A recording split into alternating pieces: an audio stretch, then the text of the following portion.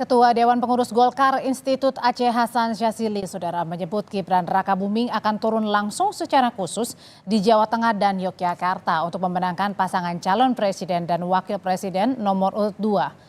Aceh menyebut Gibran akan turun langsung ke sejumlah daerah yang jadi kantong suara Jokowi pada tahun 2019, antara lain Jawa Tengah dan daerah istimewa Yogyakarta.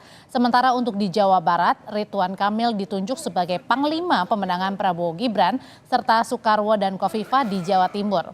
Tim Prabowo Gibran menyiapkan strategi demi memenangkan suara di Pulau Jawa. Kita tahu di 2019 juga ada kantong-kantong kuat dari Presiden Jokowi, dan disitulah yang nanti Mas Gibran akan secara khusus turun ke kantong-kantong yang ada di pemilik Presiden Jokowi. Salah satunya misalnya Jawa Tengah, ya, Jawa Tengah. Saya kira salah satunya juga Yogyakarta. Di samping mungkin Pak Mas Gibran juga kan punya captive sendiri sebagai anak muda yang jumlah pemilihnya cukup besar, hingga 120 juta dari generasi Z dan milenial. Terkait Gibran yang pimpin langsung kampanye di Jawa Tengah dan Yogyakarta, tim pemenangan Prabowo Gibran tetap percaya diri Jateng dan Yogya akan tetap jadi lumbung suara terbesar Ganjar Mahfud yang memiliki banyak tokoh berpengaruh hingga ke tingkat akar rumput. Tim Ganjar Mahfud menganggap penunjukan Gibran itu sebagai hal biasa. Sendiri kami sangat percaya diri dan memiliki keyakinan bahwa ini akan tetap menjadi lumbung suara terbesar bagi pasangan Ganjar Mahfud. Ada tokoh-tokoh yang memang mempunyai pengaruh sangat kuat. Selain Pak Ganjar sendiri adalah mantan Gubernur Jawa Tengah, tapi juga ada Pak Bambang Pacul, dan untuk daerah istimewa Yogyakarta kami ada Ibu Esti yang benar-benar mempunyai kekuatan luar biasa di akar rumput. Jadi dengan penunjukan saudara Gibran sebagai ketua TKD, ya mungkin ya, tim kampanye daerah Prabowo Gibran untuk Jawa Tengah dan DIY, kami melihat ini sesuatu hal yang biasa saja. Dengan turun langsungnya Gibran memimpin kampanye di Jawa Tengah dan Yogyakarta, pertanyaannya apakah suara Ganjar di daerah yang disebut sebagai kandang banteng itu bisa direbut Prabowo Gibran? Kita bahas sore ini bersama dengan Ahmad Khoirul Umam, dosen ilmu politik Paramadina. Sore Mas Umam. Selamat sore Mbak Audrey. Mas Umam, ini kan Gibran ditugaskan sebagai Panglima ya, pemenangan Jawa Tengah, bertugas turun langsung padahal ia juga menjadi cawapres. Sebenarnya seberapa besar Gibran ini menjadi Panglima bisa menggerus suara kandang banteng Jawa Tengah? Ya, memang dari awal posisi dari basis pemilih loyal PDIP yang kemudian mengarah pada dukungan kepada Mas Ganjar itu memiliki kaitan yang sangat erat dengan basis pendukung dari Pak Jokowi itu sendiri.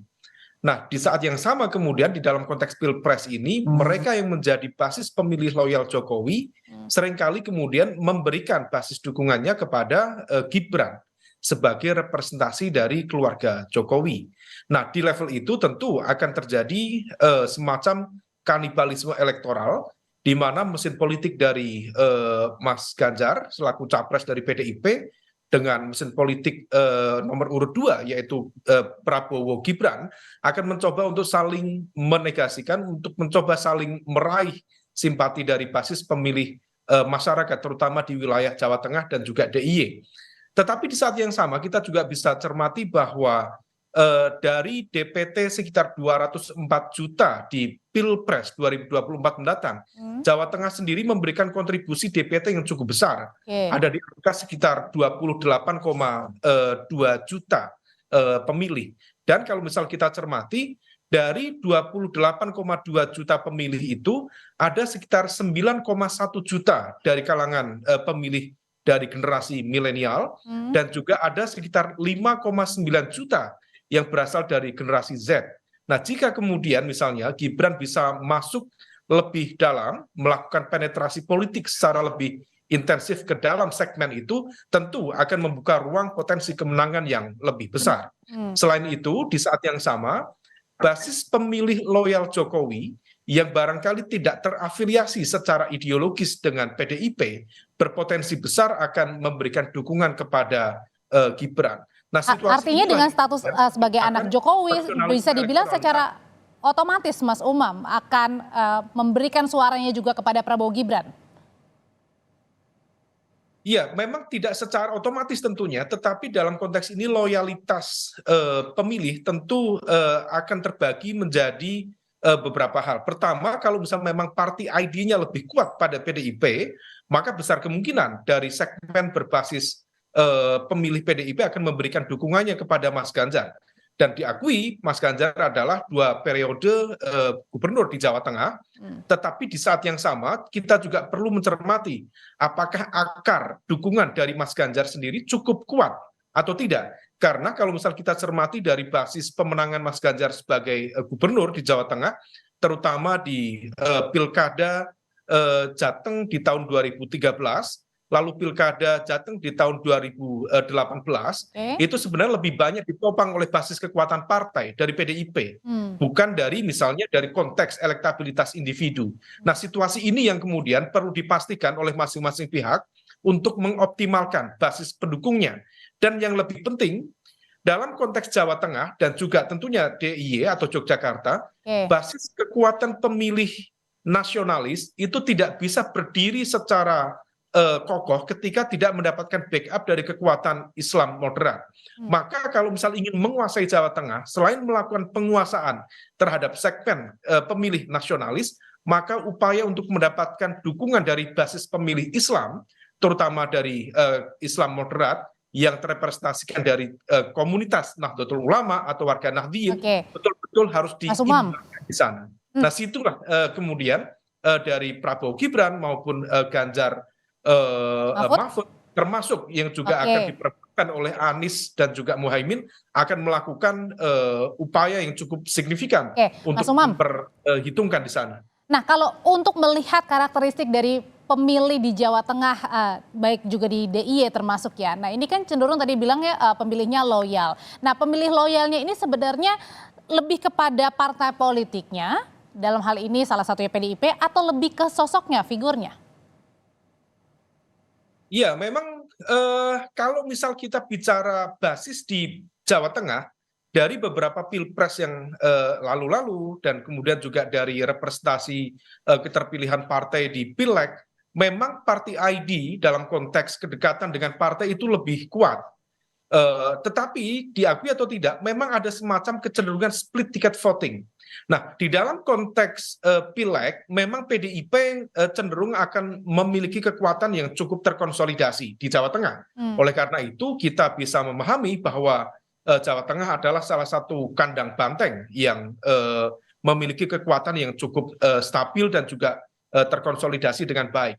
Tetapi di saat yang sama, kalau misal kita merujuk pada Pilpres di 2004, juga Pilpres di 2009, meskipun Jawa Tengah adalah basis atau kandang banteng, tetapi waktu itu di 2004 dan juga 2009, justru yang menang di Pilpres bukan Bu Megawati Soekarno Putri, tetapi justru Presiden Susilo Bambang Yudhoyono yang waktu itu mendapatkan basis dukungan yang cukup kuat dari segmen pemilih nasionalis dan juga dari kelompok Islam moderat. Nah, oleh karena itu situasi ini yang kemudian tidak bisa diterima secara taken for granted oleh teman-teman di PDIP atau tim sukses Mas Ganjar misalnya, meskipun percaya diri bahwa Jawa Tengah, DIY adalah kandang dari banteng, wilayah merah, tetapi di saat yang sama hati-hati dengan fenomena split ticket voting, di mana dukungan terhadap partai belum tentu linier terhadap dukungan dalam konteks capres. Meskipun Pak Jokowi juga masih kader PDI Perjuangan, ini juga harus hati-hati ya?